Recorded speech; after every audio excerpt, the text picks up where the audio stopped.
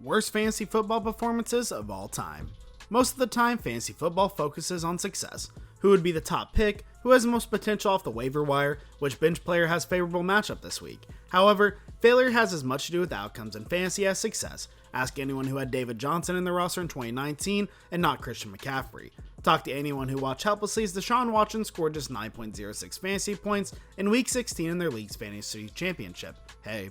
So with an eye towards fantasy failure, let's highlight the absolute worst single game performances in fantasy football in the Super Bowl era. While the Detroit Lions had never won a Super Bowl, they do have one claim to fame.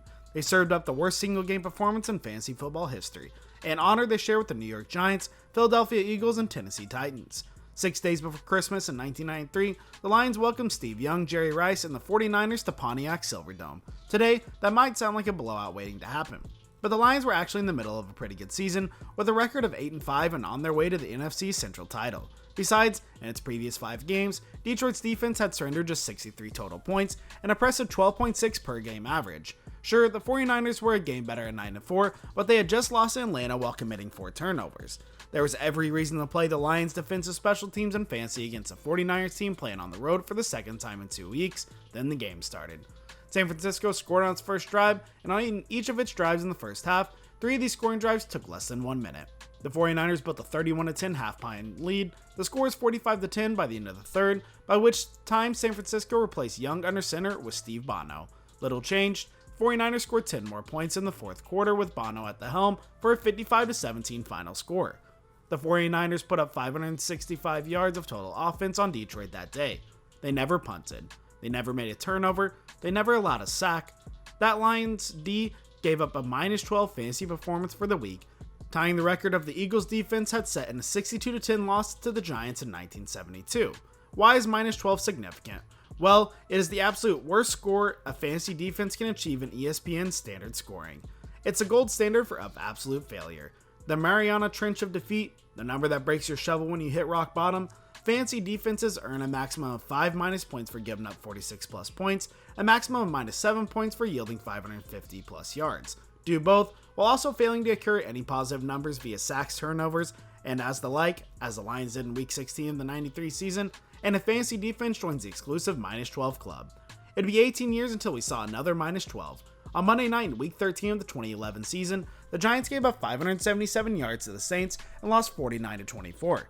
We didn't stop them, Giants coach Tom Coughlin said after the game. How much further exclamation do you want? Well, none I guess, Tom. So let's move on to the most recent member of the -12 club.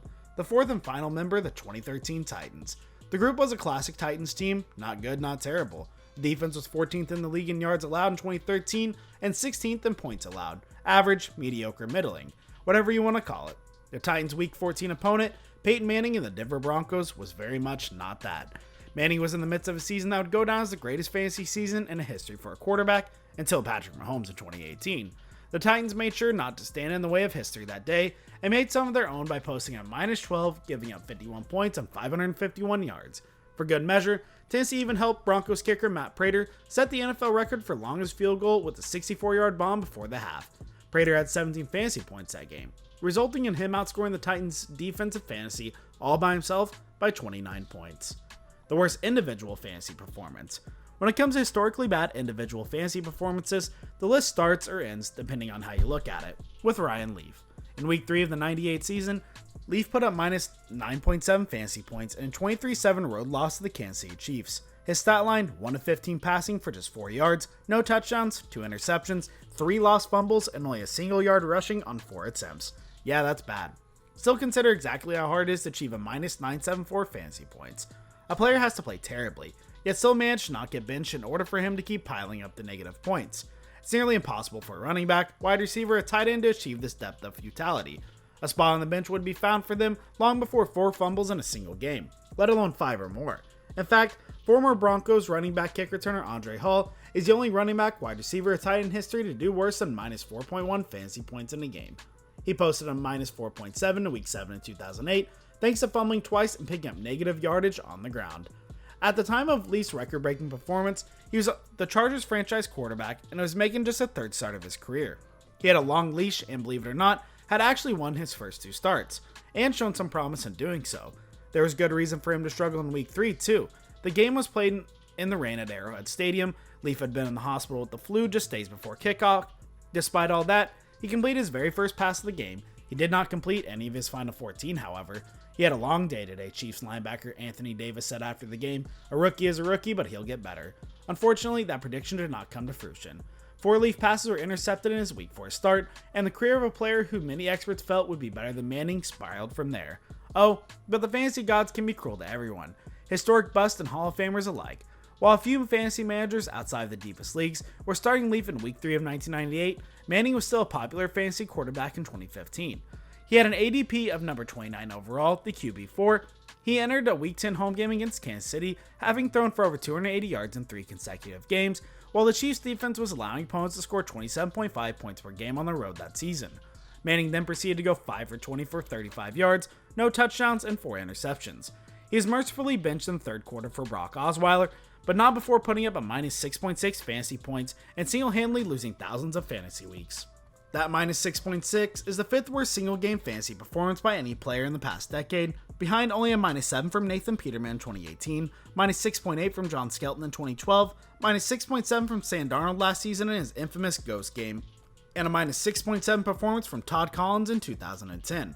Peterman, Skelton, Darnold, Collins, and Manning. Not names you expect to be in a sentence together unless said sentence is about naming 4 people who have no similarity to Peyton Manning. When you take into account Manning's track record, start percentage, and the resulting impact of his dud to fantasy teams and compare it to the same for Leaf, you could argue that the worst individual game in fantasy history is one of Peyton's places.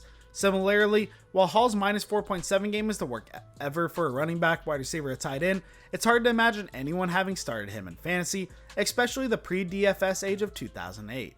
No, as far as an awful single game performance by a fantasy relevant running back, wide receiver, or tight end, former Carolina Panthers running back Jonathan Stewart is your guy. Stewart opened his career in 2008 and immediately became a touchdown dependent flex or bye week fill-in, vulturing scores from D'Angelo Williams. In 2009, Stewart finished as running back 14 in fantasy. His production then dipped due to injury issues and that ever crowded Carolina backfield.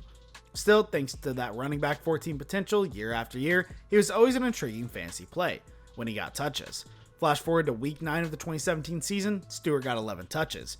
He used them to produce negative 1.9 fantasy points. It's the worst game in fantasy history by any running back with double-digit touches in a game, or any wide receiver / tight end with 8+ targets. Stewart's stat line of the day: 21 yards rushing, 2 lost fumbles, 11 carries, along with 0 targets in the passing game.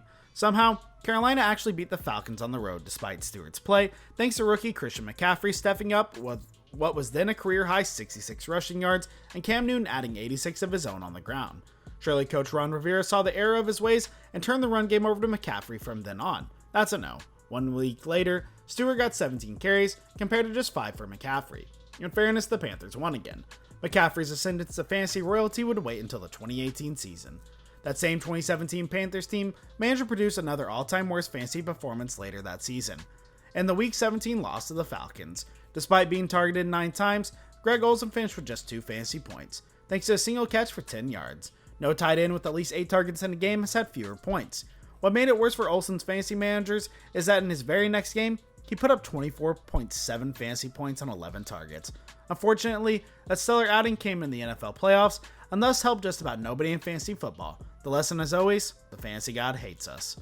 No recap of historic football failure would be complete without Daniel Snyder's team, and so we end with Lavanius Coles, producer of the worst performance by a wide receiver with 8+ targets in a game. In Week 14 of the 2003 season, the fantasy playoffs, Coles had 9 targets in Washington's 27-0 loss to Dallas. On those nights of 9 targets, he had 0 receptions.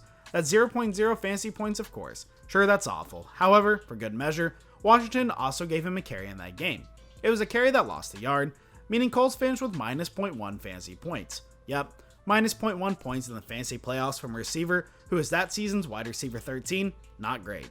Oh, and 1 week later, on 1 fewer target, Coles went for 28.4 fantasy points, helping exactly 0.0% of the fantasy managers who were bounced from the playoffs the week before. Again, the lesson is that the fantasy gods hate us. The only thing that you can do is fill out the best roster you can each and every week, close your eyes and hope a minus 12 doesn't leave your squad in tatters. Well guys, thank you so much for making it to the end of the video. Be sure to smash that like button, subscribe to Tip Top Sports, and ring that notification bell so you never miss a video. Thanks for watching.